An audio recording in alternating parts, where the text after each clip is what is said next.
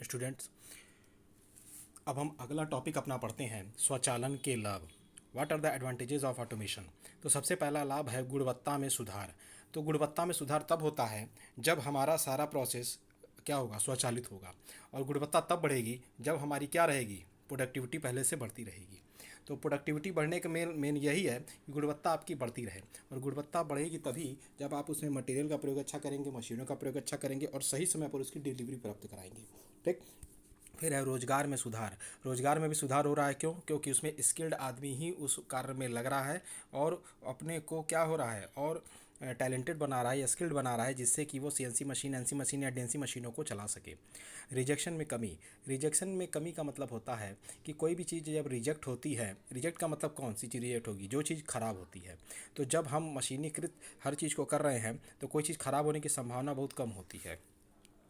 मशीनों की क्या होती है, संभावना बहुत कम होती है। तो हर चीज़ जब मशीनीकृत रहेगा तो उसमें क्या है, हमारा वेस्टेज ऑफ मटेरियल भी कम हो जाएगा। और जब वेस्ट कम होगा तो रिजेक्शन भी हमारा कम होगा।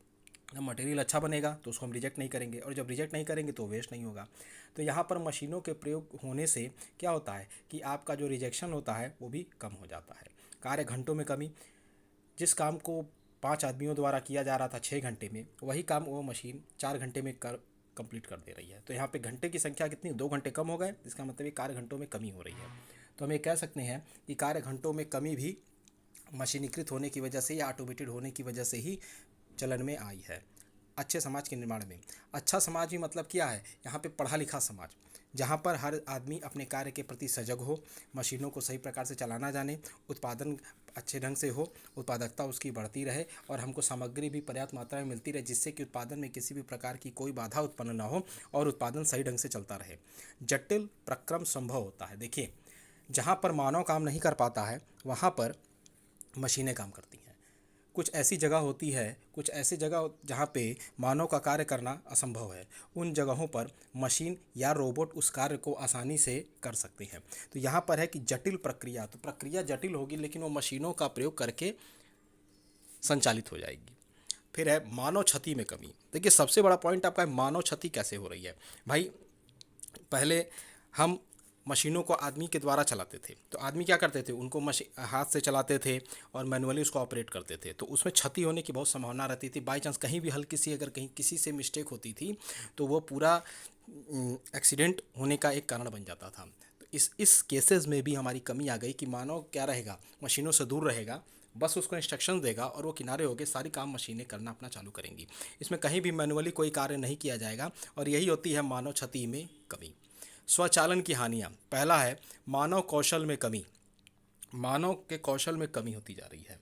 क्यों? क्योंकि वो डिपेंड हो गया है मशीन पे। मशीनों पे वो डिपेंड होने की वजह से उस अब वो अपने कौशल को यूज नहीं कर पा रहा है। वो अपने सीखी हुई चीज़ों को यूज नहीं करना चाह रहा। उसको पता है कि ये मशीनें सारा काम कर देंगी तो हमें उनको करने की क्या आवश्यकता है। तो ये चीज़ें क्या, मानव की कौशलता में भी कमी ला रही हैं। बेरोजगारी बढ़ना। मशीनों का जितना प्रयोग बढ़ता जाएगा, बेरोजगारी की दर उतनी ही बढ़ती जाएगी। तो हमको क्या बताना है कि बेरोजगारी की दर को क्या करना है, घटाना है। बेरोजगारी बढ़नी नहीं, घटानी है। लेकिन यहाँ पर मशीनों का जितना हम प्रयोग उत्पादन के उसमें क्षेत्र में करेंगे, बेरोजगारी उतनी ही बढ़ती चली जाएगी। क्यों?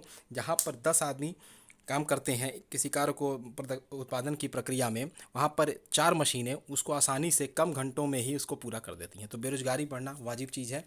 तो ये मशीनों के आने से ये भी एक समस्या उत्पन्न हो गई, ये भी एक हानि में काउंट की जाएगी। दक्ष संचालक की आवश्यकता। जो मशीनें हमारे इस समय करंट वर्तमान स्थिति में हैं वो सारी सीएनसी, डीएनसी और सब स्वचालित मशीनें हैं। तो इनको चलाने के लिए एक दक्ष संचालक की आवश्यकता पड़ती है, जो कि उन प्रोग्रामिंगों को समझे, पढ़े और फिर मशीन को चला पाए। बिना पढ़े, बिना समझे और बिना उन प्रोग्रामिंग को जाने मशीनों को चलाया नहीं जा सकता है। प्रारंभिक एवं अनुरक्षण लागत उच्च हो जाती है। अब देखिए, प्रारंभिक का मतलब होता है सेटअप। जब हम मशीन को इंस्टॉल करते हैं तो उस समय की लागत जो होती है वो क्या हो जाएगी, आपकी उच्च होती है, क्योंकि सेटअप वो आपकी है, सेटअप कॉस्ट होती है। कहीं पर भी आप कोई चीज़ अगर इंस्टॉल कर रहे हैं, प्रोडक्शन प्लांट में कोई चीज़ लगा रहे हैं, तो वहाँ पर आपकी जो कॉस्ट होगी उसको इंस्टॉल करने की वो ज़्यादा होती है। अनुरक्षण का मतलब होता है मेंटेनेंस। मेंटेनेंस की लागत देखिए, जितना वर्क बड़ा होगा वहाँ का मेंटेनेंस भी उतना ही बड़ा होगा। ठीक, जितना वर्क छोटा होगा मेंटेनेंस की दर उतनी ही छोटी होगी। तो यहाँ पर आपका मेंटेनेंस जो होगा वो भी उतना ही बड़ा होगा, क्यों? क्योंकि यहाँ पे बड़ी मशीनें बड़े प्रोडक्शन के कार्य के लिए उपयोग में लाई जा रही हैं और उनका लागत भी क्या होगा, महंगा होगा।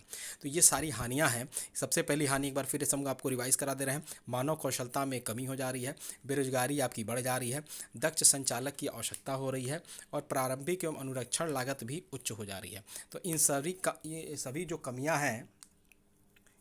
कमियां हैं, ये किसके अंतर्गत हैं? स्वचालन की हानियां। तो जहां पर लाभ होते हैं वहां पर उनकी हानियां भी उत्पन्न होती हैं। अब हम आते हैं स्वचालन के प्रकार पे, चैप्टर नंबर 6 पेज नंबर 12, स्वचालन के प्रकार। अब हम ये जानते हैं कि स्वचालन कितने प्रकार का होता है। अभी तक तो हम ये जाने कि स्वचालन होता क्या है, लेकिन ये कितने प्रकार का होता है।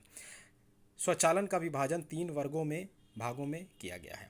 पहला है नियत स्वचालन, फिक्स्ड ऑटोमेशन, फिर है योजना युक्त स्वचालन, प्रोग्रामेबल ऑटोमेशन, और तीसरा नम या लचीला स्वचालन, फ्लेक्सिबल ऑटोमेशन। ये 3 प्रकार के स्वचालन हैं और एग्जाम में बहुत ज़्यादा पूछे जाते हैं इनसे क्वेश्चन कि स्वचालन कितने प्रकार के होते हैं, स्वचालन को कितने वर्गों में बांटा गया है। तो आप सीधे बताएंगे कि स्वचालन 3 प्रकार के होते हैं, नियत स्वचालन, योजना युक्त स्वचालन और नम्य स्वचालन। अब एक एक करके उस पर भी हम प्रकाश डालते हैं ये होती क्या चीज़ें हैं। सबसे पहला है नियत स्वचालन।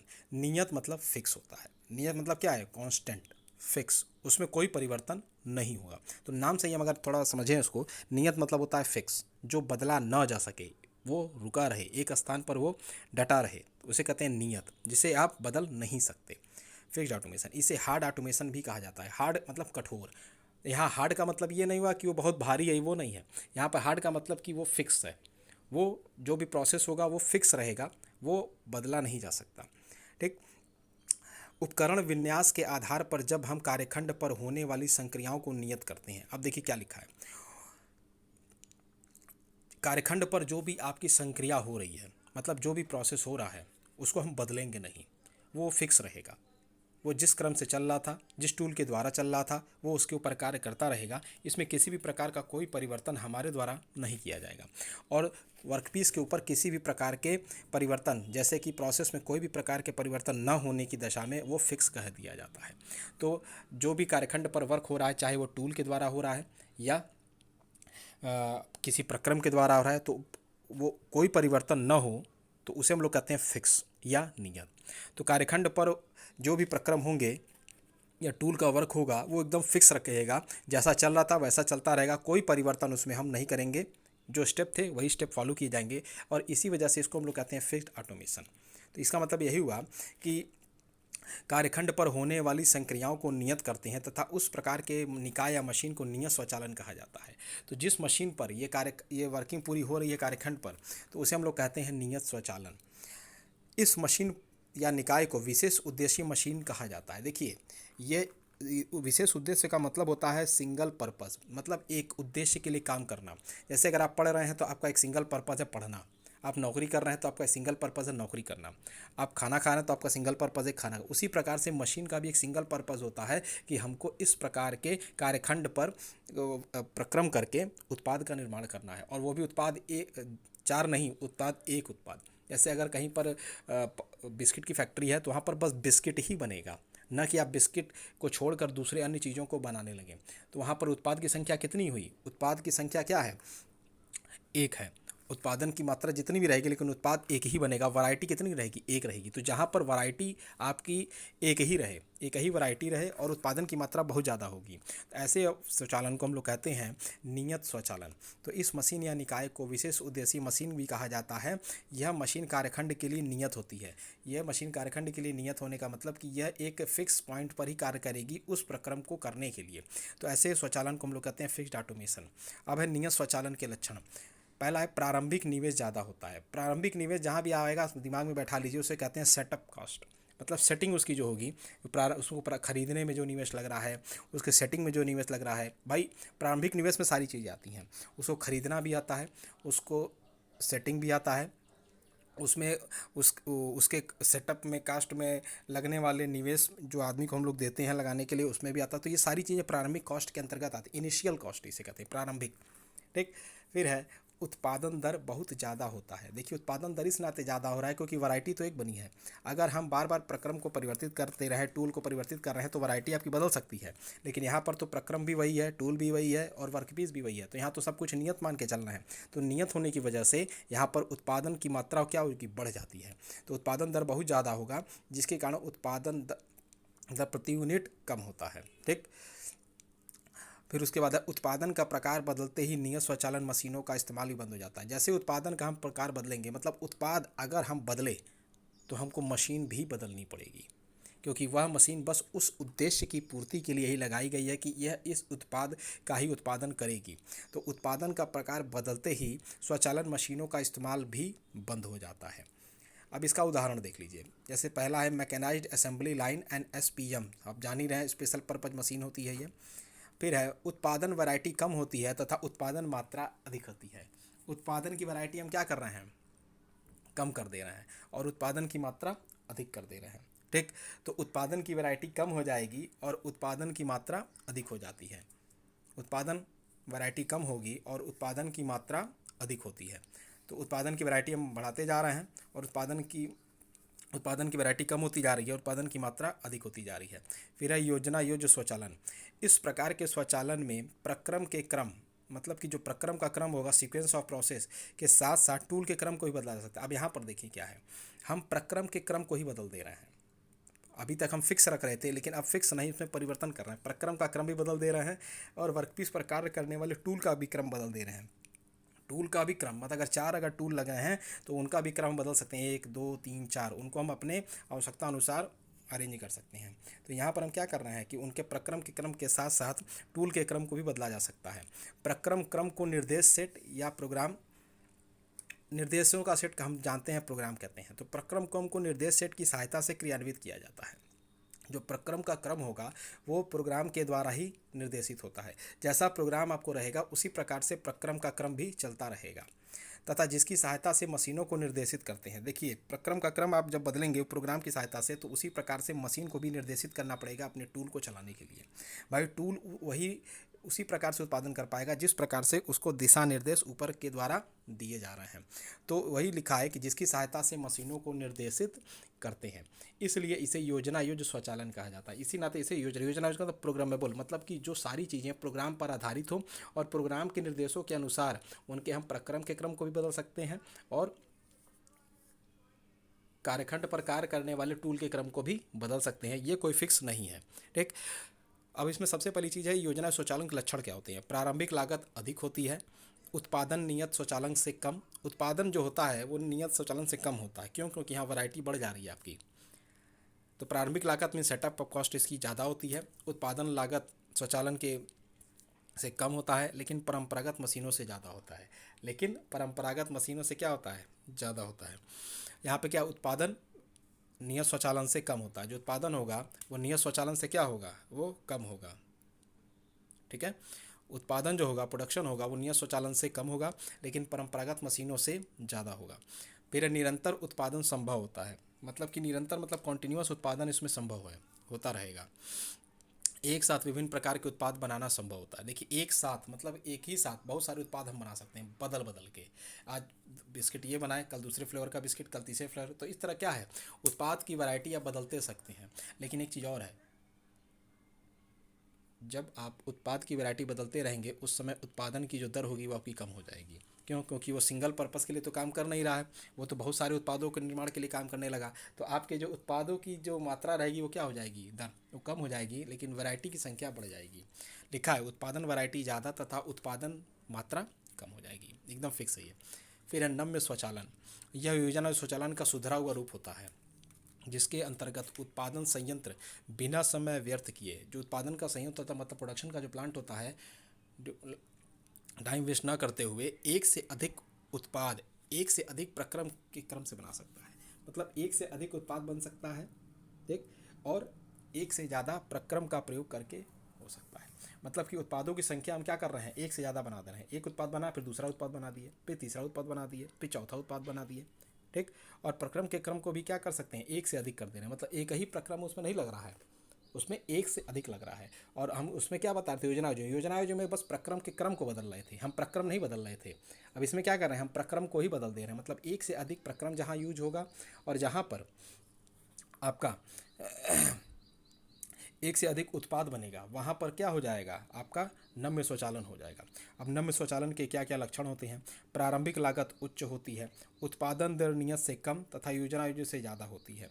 जो प्रारंभिक लागत होगी वो उच्च होगी, उत्पादन दर नियत से कम तथा योजना आयोजित से ज़्यादा। जो उत्पादन की दर होगी वो नियत से कम होगी, नियत मतलब कि फिक्स से कम होगी, और योजना आयोजित स्वचालन से ज़्यादा होगी। प्रारंभिक लागत आपकी क्या होगी, वो उच्च होगी। उत्पादन दर हमेशा क्या होगी, नियत से कम होगी, और योजना आयोजित से ज़्यादा होगी। नए नए उत्पाद का निरंतर उत्पादन संभव होता है। अब नए नए जो उत्पाद बनेगा उसका उत्पादन हमेशा संभव होगा, वो निरंतर क्या होगा, संभव हो जाएगा। नए नए उत्पाद का निरंतर उत्पादन संभव होता है। अब देखिए यहाँ पे है, यह नियत तथा योजना योज्य के मध्य होता है, यह नियत तथा योजना योज्य के मध्य होता है, अर्थात वैरायटी एवं उत्पादन मात्रा एक दूसरे के समानुपाती होती है। जो वैरायटी होगी और उत्पादन की मात्रा एक दूसरे के क्या हो जाएगी, समानुपाती हो जाएगी। अब स्वचालन का तुलनात्मक ग्राफ, उत्पादों की संख्या और उत्पादन की मात्रा के आधार पर जो ग्राफ बनाया गया उसे हम लोग कहते हैं तुलनात्मक ग्राफ। तो यह देखिए आप लिखा है एक्स एक्सिस पर एल एम एच और वाई एक्सिस पर L M H. L M H का मतलब लो मीडियम हाई, उसी तरह वाई एक्सिस पर लो मीडियम हाई। तो आप देख सकते हैं कि उत्पादन की मात्रा सबसे ज़्यादा बन रही है नियत स्वचालन में। आप देखिए उत्पादन की मात्रा कहाँ बढ़ रही है, नियत स्वचालन में, और सबसे कम हो रही है योजना स्वचालन में। ठीक। अब नम्य स्वचालन उसके मध्य में ही हो रहा है, नम्य स्वचालन जो है वो कहाँ हो रहा है, उसके मध्य में ही काम कर रहा है। तो उत्पादन की मात्रा कहाँ बढ़ रही है आपकी सबसे ज़्यादा, नियत स्वचालन में। तो ये आप समझ लीजिए, एक बार और आपको हम समराइज कर दें। तीनों स्वचालन में अंतर बस यही है कि नियत स्वचालन में वैरायटी की संख्या कम होती है और उत्पादन की मात्रा अधिक होती है। क्यों, क्योंकि उसमें सारी चीज़ें फिक्स होती हैं, जैसे कि प्रक्रम का क्रम, टूल का क्रम, सब कुछ फिक्स होगा, और उत्पाद भी आपका नियत होगा। दूसरे में आप आइए, प्रोग्रामेबल में कहते हैं, प्रोग्रामेबल बताए कि प्रक्रम के क्रम और टूल के क्रम को भी हम बदल सकते हैं। तो यहाँ पर क्या था, आपकी वैरायटी भी जो है वो बढ़ जाएगी, और जो उत्पादन की मात्रा होगी वो कम हो जाएगी। तीसरे में आते हैं, क्या बताए थे जो आपको नम्य स्वचालन में, नम्य स्वचालन में मैंने बताया कि जो प्रक्रम होगा वो एक से अधिक हो सकता है, और एक से अधिक उत्पाद भी बनाए जा सकते हैं। तो एक से अधिक उत्पाद और एक से अधिक प्रक्रम का प्रयोग करके आप नए नए उत्पादों का निर्माण कर सकते हैं। तो ये क्या है, ये एक दूसरे के समानुपाती होते हैं। कौन, एक दूसरे के समानुपाती कौन है, आपके वैरायटी और उत्पादन की मात्रा। तो यही आपका है ऑटोमेशन के प्रकार, जो कि एग्जाम में पूछे जाते हैं, और आपको इसको पढ़ना पड़ेगा, और इसमें फिर एग्जाम में आपको लिखना पड़ेगा। ठीक है, तो इन्हीं के आधार पर हम इनका पूरा ब्यौरा देते हैं।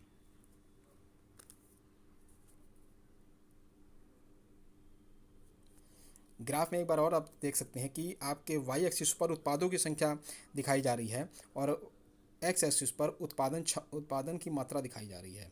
ठीक। तो पहले उसके दिखाई गई है मैनुअल विधि, एक उससे पहले दिखाई गई है मैनुअल विधि।